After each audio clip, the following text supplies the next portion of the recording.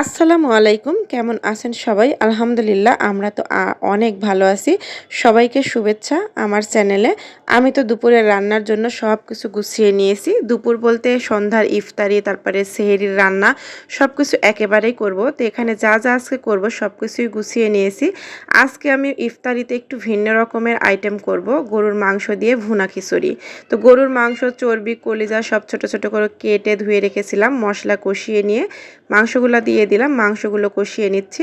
এদিকে আমি মশলা কষিয়ে নিয়েছি, মুরগির পা, গলা, গিলা, কলিজা সব কিছু আমি জমিয়ে রেখেছিলাম 2-3টা মুরগির, তো সেগুলো পরিষ্কার করে নিয়েছি, সাথে আলু আর বুটের ডাল দিয়েছি। এখন কষিয়ে নিব। এদিকে হচ্ছে খিচুড়ির চালটা আমি ধুয়ে রেখে দিচ্ছি, একটু আগে ধুয়ে রাখলে চালটা ভালো হয়। আর এদিকে হচ্ছে মুরগিটা এই যে কষানো হচ্ছে, আর এখানে যে গরুর মাংসটা কষানো হচ্ছে। একটু চর্বি বেশি দিয়েছিলাম, তো অনেক পরিমাণে তেল এসেছে। আসলে খিচুড়িতে একটু চর্বির তেল থাকলে খিচুড়িটা অনেক বেশি মজা লাগে। তো এখানে একটু সময় নিয়ে আর কি গরুর গোস্তটা কষাতে হবে, কারণ গরুর গোস্ত কিন্তু সেদ্ধ হতে অনেক বেশি সময় লাগে, যে কারণে আমি এটা একটু সময় নিয়েই কষিয়ে নিব।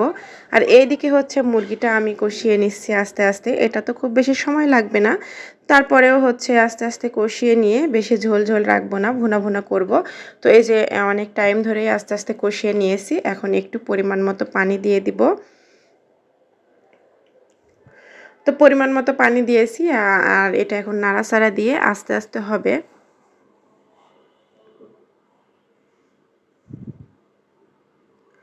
তো মুরগির পা, গিলা, কলিজা হয়ে গিয়েছে। এখন ভেজে গরম গুঁড়ো করে রাখা গরম মশলা, জিরা গুঁড়া একটু হালকা করে দিয়ে দিলাম।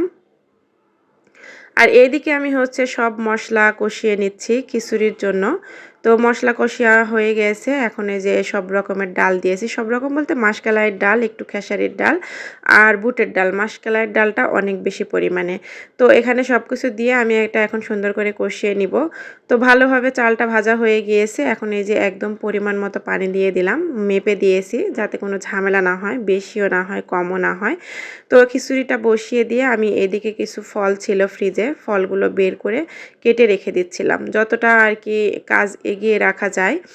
তো এখানে আবার জিলাপি এনেছিল গতকালকে, জিলাপি হচ্ছে নিয়ে নিচ্ছি 2 পিস। এই যে খেয়েছি আর অল্পই আছে। তো জিলাপিও 2 পিস প্লেটে নিয়ে নিলাম। আসলে এখন যদি গুছিয়ে না রাখি না, ইফতারে তাড়াহুড়োয় আর মনেই থাকে না কখন কোথায় কি রেখেছি, খাওয়াও হয় না পরে। তো এখানে কিছু ভাজা পোড়া গতকালকের ছিল, সেগুলাও হচ্ছে গরম করে নিলাম, ফ্রিজে রেখে দিয়েছিলাম।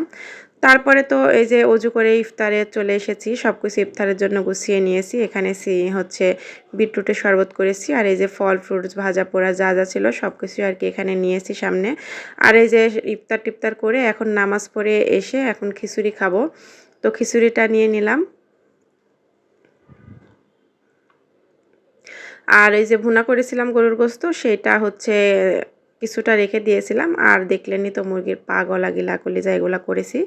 তো এই ছিল আমার হচ্ছে আজকে মানে ইফতার, ভিন্ন রকম আইটেম সব রকমই ছিল আজকে। ভাজা পোড়াও ছিল, ফল ফ্রুটসও ছিল, সাথে এটা একটু আলাদা আইটেম ছিল। তো এই যে ভুনা করা একটু গরুর মাংস নিয়ে নিচ্ছিলাম। প্রথমে তো তোমাদের ভাইয়াকে দিয়ে দিলাম, আর তারপরে তো আমি একটু নিলাম। তো এই ভুনা গরুর গোস্ত দিয়ে না খিচুড়ি খেতে ভালোই লাগলো, আমার তো অনেক বেশি ভালো লেগেছে। আর আলহামদুলিল্লাহ খিচুড়িটা অনেক বেশি ভালোও হয়েছিল। তো ভিডিওটি কেমন লেগেছে সবাই কমেন্টস করে জানাবেন। ভালো থাকবেন, সুস্থ থাকবেন। আগামীকালকে আবার কথা হবে। আল্লাহ হাফেজ।